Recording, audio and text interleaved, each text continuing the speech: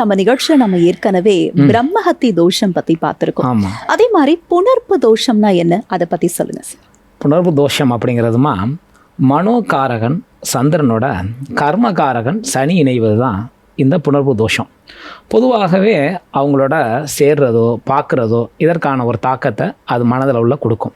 பொதுவாக இந்த மாதிரி தோஷம் இருக்கவங்களுக்கு அவங்களுக்கு ஏற்படக்கூடிய தன்மைனாமா மனதில் குழப்பம், சஞ்சல நிலை, இனம் புரியாத ஒரு இறுக்கம், நிறைய எதிர்மறை ஆற்றல், இப்படி பலவிதமான ஒரு தாக்கங்கள் அவங்களுக்குள்ளே இருக்கவே செய்யும்.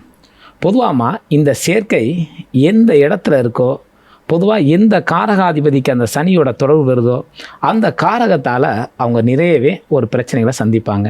நிறைய விதமான எதிர்மறை தாக்கத்தை அதுலேருந்து அனுபவிப்பாங்க. உதாரணம், இதை நம்ம ஒரு கட்டங்கள் ரீதியாக சொல்ல போனோம் அப்படின்னோம்னா, இதை யார் ஜாதகத்தை வச்சுனாலும் அவ்வளோ அழகாக ரொம்ப தெளிவாக அவங்களோட மைனஸான விஷயத்தை நம்ம சொல்லலாம். உதாரணத்துக்கு ராமர் ஜாதகம், கிருஷ்ணர் ஜாதகம் கூட பார்த்தோம். அவங்களுக்கு கூட இந்த தோஷம் இருக்க தான் செஞ்சிச்சு. ராமர் புனர்பூச நட்சத்திரத்தில் பிறந்தவர். அந்த புனர்பூசத்தில் பிறந்த அவருக்கு கடக ராசி, கடக லக்கணத்தில் பிறந்தவர். அந்த அமைப்பில் அவருக்கே உள்ள அந்த புனர்பூ தோஷம் அப்படின்னு பார்த்தோம்னா, லக்கணத்தில் அவருக்கு இங்கே சந்திரன் இருப்பார், சனி இங்கே இருப்பார். இந்த அமைப்புகளில் பார்த்தோம் அப்படின்னம்னா, இந்த 4ஆம் இடம் இது அவர் லக்கணத்துக்கு. இந்த 4ஆம் இடத்துல இயல்பாகவே இருந்து 10ஆம் பார்வையால் இந்த சந்திரனை பார்க்கறனால அவருக்கு ஏற்படக்கூடிய புணர்வு தோஷம் அவருக்கு பொதுவாக அந்த 4ஆம் இடத்துக்குரிய காரகம் தாய். அதனால் தாயை விட்டு பிரியக்கூடிய சூழல் அவருக்கு ஏற்பட்டது. ரெண்டாவதுங்க, இந்த சனி இந்த லக்கணத்துக்கு யார் அப்படின்னா, பொதுவாக 7, 8க்கும் அதிபதி அவர் தான் காலகட்டம். அந்த 7, 8ஆம் ஆதியோட அதிபதிங்கிறதுனால அவர் 7ஆம் இடங்கிறது இல்லற வாழ்க்கை. பொதுவாக அந்த புனர்தோஷம் என்ன பண்ணுச்சு, இல்லற வாழ்க்கையில் கணவன் மனைவியோட ஒரு பிரிவினையவே அவங்களுக்குள்ளே ஏற்படுத்தியது. அதனால தான் அவர் மனைவி பிரியக்கூடிய சூழல், அழுத்தம், அவரே மனதளவில் ரொம்பவே புண்பட வச்சது இந்த புனர்பூ தோஷம். இரண்டாவது 8ஆம் இடம். அவர் 8ஆம் இடம் என்னங்க, பொதுவாகவே ஆயுள் ஸ்தானம். அவருக்கே 8ஆம் இடம் ஆயுள் ஸ்தானமாக இருந்ததுனால அந்த அவரோட காலகட்டத்தில் புனர்பூ தோஷம் இருந்ததுனால தான் அவருக்கு இயற்கைக்கு எதிர்மாறான ஒரு மாரகம் கூட நடந்துச்சு.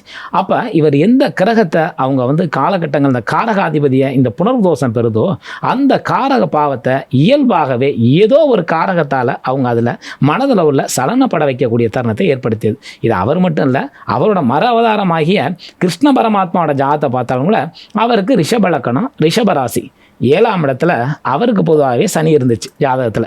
அந்த சந்திரன் சனியோட பார்வை அவங்களுக்கு புனர்பு தோஷத்தை ஏற்படுத்தும் போது பொதுவாக அவருக்கு இந்த ரிஷப லக்கணத்தாருக்கு இந்த சனி யார் அப்படின்னம்னா 9, 10க்குரிய ஒரு அதிபதி தான் இந்த சனி பகவான். அந்த அமைப்புகளில் உதாரணத்துக்கு அவர் 7ஆம் இடத்துல இருக்கும்போது, 7ஆம் இடம் என்னங்க, அதாவது காதல், நட்பு, இது எல்லா வகையிலும் திருமணம், இது எல்லா வகையிலையுமே அந்த அமைப்புகளில் உள்ள இடம் தான். உதாரணம் எடுத்தோம்னா 7ஆம் இடம் அவருக்கு என்னங்க பாவம் வந்துச்சு அப்படின்னம்னா, உதாரணம் அவருக்கு கூட பார்த்தோம்னா கிருஷ்ணர் ராதா காதல் அவங்கெல்லாம் பார்த்தோம்னா இன்ன வரை காதலாக தான் இருக்குது. ராதாகிருஷ்ணன் பேர்லவில் இணைஞ்ச அவங்க வாழ்க்கையில் இணையவே இல்லை. அதனால் அவருக்கு 7ஆம் இட காரகம் ரொம்பவே அடிபட்டுச்சு. இது இல்லாமல் என்ன தான் சொன்னாலும் அந்த 7க்குரிய காரகத்தால் அவருக்கு ரொம்ப மைனஸாக தான் இருந்தது. அடுத்து 9ஆம் ஆதிபத்தியங்க. 9ஆம் ஆதிபத்தியம் யாருங்க, அப்பா. அப்பா சொல்லாங்க வேணும், பிறந்த உடனேயே அவர் பிரிஞ்சு போயிட்டார். பிறந்த குழந்தை உடனே அவருக்கு அப்பா விட்டு பிரியக்கூடிய ஒரு சூழல்லாம் ஏற்பட்டது. அப்போ பார்த்தோம்னா பொதுவாக சனி அப்பா பார்ப்பார், அவரை பார்ப்பார், அம்மா பார்ப்பார்.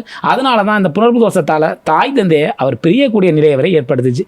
அடுத்து என்னங்க, 10ஆம் இட காரகம். 10ஆம் இடத்துக்கு என்ன காரகம், அவர் மக்களுக்காக வாழ்ந்தார். இதே வயசில் பார்த்தோம் அப்படின்னம்னா பசுக்களுக்காக ஒரு நல்ல அமைப்பில் இருந்தார். அதுக்கப்புறம் பார்த்தா பார்த்தனுக்கு சாரதியாக தான் இருந்தார். அதனால தான் அவர் பார்த்த சாரதினு கூட பேர். அந்த அமைப்புகளில் இவங்களுக்கு அந்த 9, 10க்குரிய காரகத்தை கூட அது ரொம்பவே வேதனைக்குள்ளாக்குனுச்சு. பொதுவாக இந்த புனர்பு தோஷம் எந்த காரகத்தில் இருக்கோ, இது ஒரு மிகப்பெரிய கருத்து. இந்த சூட்சமத்தை தெரியும் போது ஜோதிடர்கள் மற்றவங்களும் எளிமையாக அதை உணர்ந்துக்கலாம். அந்த அளவுக்கு இந்த புனர்பு தோஷம் அவங்களோட காலகட்டங்களில் பார்க்குற காரகத்தை இயல்பாகவே உங்களுக்கு பாதகப்படுத்தக்கூடிய தன்மைக்கு தான் இந்த புனர்வு தோஷம் சொல்கிறது. இப்படி இந்த கிரகத்தில் இந்த 1ஆம் இடத்துல இருக்குது அப்படின்னா இயல்பாக உடல் ரீதியாக பாதகத்தை கொடுக்கும். 2ஆம் இடத்துல இருந்தோம்னா அவங்க 2ஆம் இடத்தை பார்த்துச்சுன்னா அவங்க பார்க்குற அந்த கல்வி, அவங்க படித்த படிப்புக்கும் சம்பந்தம் இல்லாத ஒரு சூழலில் உங்களுக்கு வேலை அமையும்.